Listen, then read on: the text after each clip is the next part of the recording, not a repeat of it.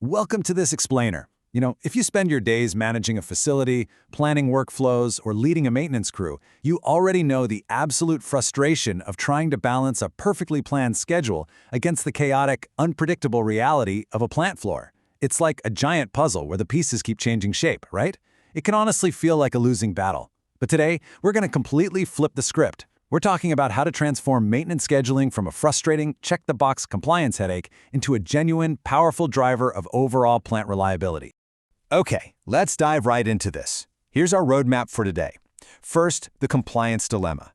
Then, Plant Shelton, tracking chaos. Third, Plant Bains, keep it simple. Fourth, Plant Calvin, drop the hammer. And finally, reliability is the real goal. Section 1. The compliance dilemma. Resolving the conflict between rigid schedules and reactive reality. To solve this dilemma, we immediately need to redefine our terminology. We're moving away from the term schedule compliance and embracing schedule success. Now, you might be wondering, why does a simple word change matter? Well, because compliance implies forced obedience, doesn't it? It sounds like a punishment if you don't hit the target. Schedule success, on the other hand, shifts your whole mindset. It frames your tracking as a diagnostic tool used to assess the health of your plant and systematically improve reliability.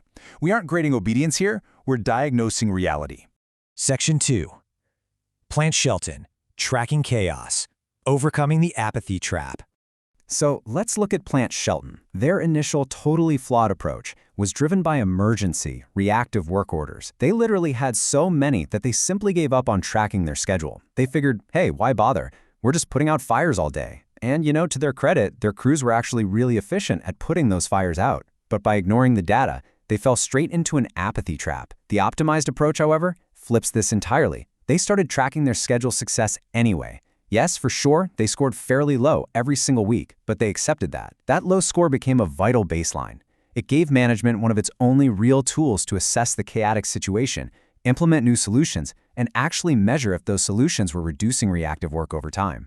Section 3. Plant Bains, keep it simple. Avoiding the data complication trap. Plant Bains was so committed to tracking compliance that they initially assigned an analyst to do it almost full-time. This analyst was exhausting themselves trying to give crews partial credit for jobs in progress. They were awkwardly mixing actual hours spent on unfinished jobs with the planned hours for finished jobs. It was a messy, incredibly time-consuming calculation that left everyone scratching their heads. To fix it and keep things simple, instead of agonizing over partial credit, the planning supervisor now simply subtracts the hours for unstarted work from the total originally allocated hours.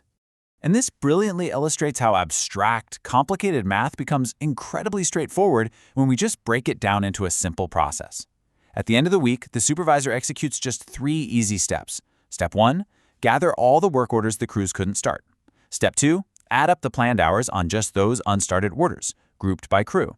Step 3, subtract that sum from the planned hours the crews were originally allocated at the start of the week. That's literally it. It gives you a clean, simple measure of schedule success without the absolute headache of tracking partial completions. So what's the massive takeaway from Plant Bains? 2 hours. That is all the time this new, streamlined procedure consumes for the supervisor near the end of each week. And the real beauty of this is that the scheduler already needs to gather those unstarted work orders anyway, right? They need them so they can be added back into the plant backlog for the coming week. You're just using data you already have to collect, turning a full-time analyst job into a quick 2-hour end-of-week task. Talk about a game changer.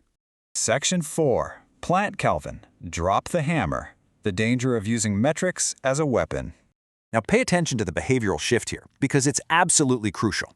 Originally, Plant Calvin used schedule scores as a major part of evaluating supervisors. It was used as a hammer. Basically, if you didn't hit your numbers, you were in trouble. So what happened? Well, the supervisors obviously dropped everything for full-blown emergencies, but they became completely reluctant to fix urgent pre-emergencies. They would literally watch a machine start to degrade, but ignore it just to protect their schedule score. That is a recipe for disaster. The necessary pivot occurred when management stopped using the score as a weapon and started using it as just one indicator among many. Suddenly, supervisors felt empowered. They finally understood their real role was to keep the plant out of trouble, so they became quick to jump on urgent situations proactively, fixing them before they ever became full-blown emergencies. Section 5. Reliability is the real goal. Redefining the ultimate objective. Let's take a mental speed bump for a second here. Ask yourself this honestly. Is a high compliance score the actual objective? Is forcing your team to perfectly match a spreadsheet really what you're striving for? This brings us to the absolute core principles of schedule success. Number 1, the primary objective is always a reliable plant, not immediate schedule compliance. Number 2, a low schedule success score isn't a failure. Actually, it highlights opportunities for management to address other underlying problems to increase that reliability. Number 3, the score is there to facilitate discussion and investigation. It's a conversation starter, not a report card. Number 4, it acts as a gauge, indicating the degree to which your plant is trapped in a reactive mode versus operating in a proactive mode. And number 5, perhaps the most pragmatic rule of the whole shebang. Once urgent reactive maintenance needs actually occur, they simply cannot be ignored, no matter what the schedule sets.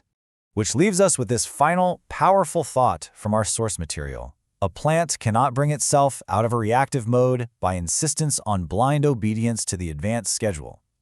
Really think about that for a second. If you consistently neglect urgent developments just to satisfy a printed schedule, your machinery is going to fail, production will halt, and you could literally put your company out of business.